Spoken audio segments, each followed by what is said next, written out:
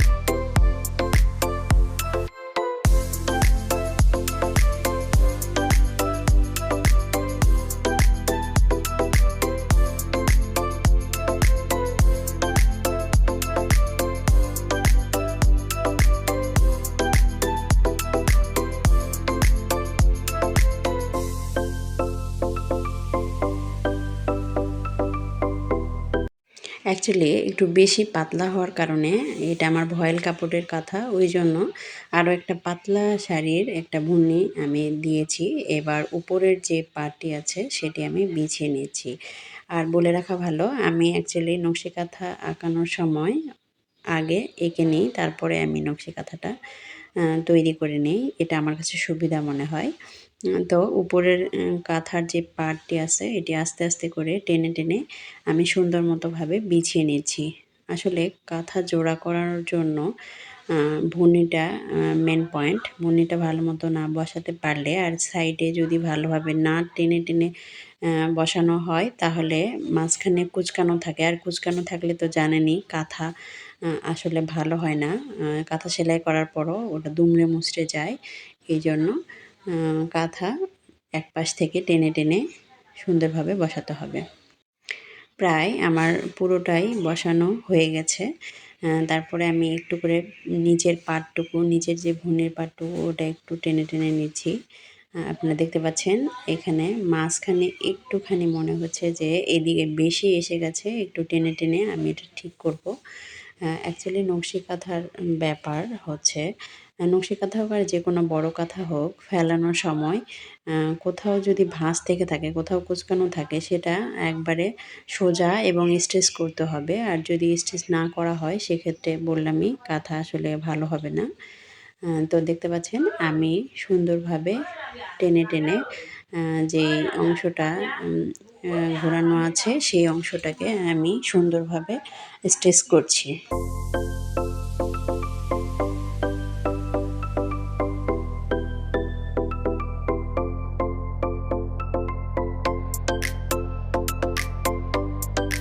দেখতে পাচ্ছেন আমার কাঁথা বিছানো হয়ে গেছে। বিছানোর পরে আমি এখন সুন্দরভাবে এক পাশ থেকে মুড়ির সেলাইটি দিব।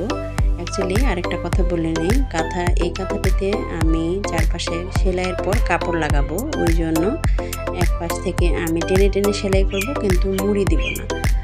দুই পাশে 1 ইঞ্চি করে মুড়ে মুড়ে যে সেলাইটি দিতে হয় সেই সেলাইটি দিব না। আর যদি এটা নর্মালি আমি কোনো কাপড় না লাগাতাম সেক্ষেত্রে টেনে টেনে 1 ইঞ্চি করে মুড়ে ভিতরের দিকে দিয়ে তারপরে আমি মুড়ির সেলাইটি দিতাম।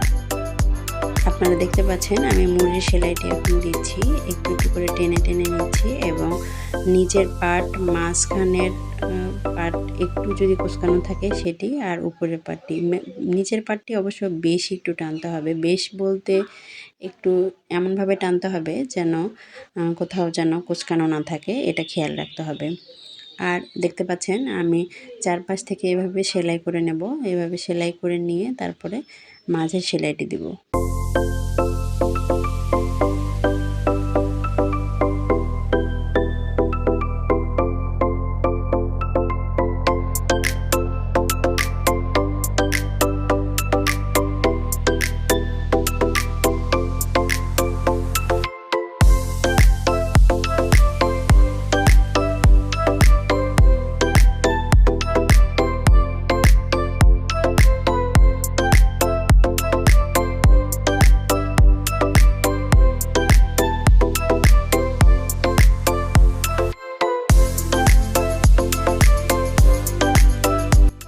কাঁথা বসানো বা বিছানো বা জড়ানো যাই বলেন না কেন, এটা আসলে সময় সাপেক্ষ ব্যাপার।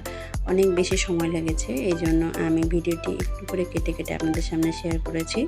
চারপাশে মুড়ি দেওয়ার পর আমি মাঝখান থেকে বললে ভুল হবে, ভেতরে 1 বিদ্ধা বা 1 বিদ্ধার একটু বেশি করে আমি একটু পরপর সেলাই দিয়ে নিচ্ছি। এটাকে আমরা আমাদের আঞ্চলিক ভাষায় জামিন বলে থাকি। একটু ফাঁক ফাঁক করে সেলাই করে নিচ্ছি, আপনারা দেখতে পাচ্ছেন। আর এই পাশ থেকে মোড়ায় মোড়ায় একটু সেলাই যেগুলো হয়ে যাচ্ছে, লম্বা লম্বা দিচ্ছি, যেগুলো সেলাই হয়ে যাচ্ছে সেগুলো একটু করে মুড়ে মুড়ে আমি সুবিধার্থে আমার সেলাইয়ের কাছে নিয়ে আসছি। বেশ কয়েকদিন থেকেই চাচ্ছিলাম যে আমার ওয়ার্ডারি কাপড় কাজ করি, আমি নকশি কাঁথাটা নিজে হাতে তৈরি করে আপনাদের সামনে শেয়ার করব। সো আপনাদের সাথে শেয়ার করলাম। আমার ভিডিওটি যদি ভালো লেগে থাকে, এখনও পর্যন্ত যারা লাইক দিতে ভুলে গেছেন অবশ্যই একটি লাইক দিবেন। আর যদি ভালো লাগে আমার নকশি কাঁথা বেছানো বা তৈরি করা, তাহলে অবশ্যই শেয়ার করতে পারেন, আপনার ফ্রেন্ডস এবং ফ্যামিলির সাথে শেয়ার করতে পারেন। আপনারা দেখতে পাচ্ছেন আমি কারো হেল্প ছাড়াই কিন্তু নিজে নিজে একা একাই নকশি কাঁথাটা কমপ্লিট করছি। এভাবে করে আপনারাও খুব সহজেই, খুব দ্রুত সময়ের মধ্যেই আপনার নিজেদের জন্য নকশি কাঁথা বানিয়ে নিতে পারেন। আর দেখতে পাচ্ছেন সুবিধার জন্য, সেলাইয়ের সুবিধার জন্য যে অংশটি অলরেডি আমার সেলাই হয়ে গেছে সেটি এক পাশ থেকে মুড়ে মুড়ে আমি দিচ্ছি, আর মাঝ বরাবরের যে সেলাইটি আছে সেই সেলাইটি আমি চালিয়ে যাচ্ছি। এভাবে আমি পুরো কাঁথাটি কমপ্লিট করব। নকশি কাঁথা বিছানো সম্পর্কে যদি কোনো মতামত থেকে থাকে অবশ্যই কমেন্টস করে জানাবেন। নকশি কাঁথার কী ধরনের ডিজাইন এবং কী ধরনের ভিডিও দেখতে চান যদি আপনাদের মতামত থাকে অবশ্যই জানাবেন, এবং আপনাদের যদি রিকোয়েস্ট থাকে সেটাও আমাকে জানাবেন। আর কোনো প্রশ্ন থাকলে অবশ্যই জানাবেন, সেগুলো আমি উত্তর দেওয়ার চেষ্টা করব ইনশাআল্লাহ। ভিডিওর এই পর্যন্ত এসেও যারা একটা লাইক দিতে ভুলে গেছেন অবশ্যই একটি লাইক করবেন। আর আমার নকশি কাঁথার ভিডিওটি কেমন লেগেছে আপনার সুন্দর মতামত আমার কমেন্ট বক্সে জানিয়ে দেবেন।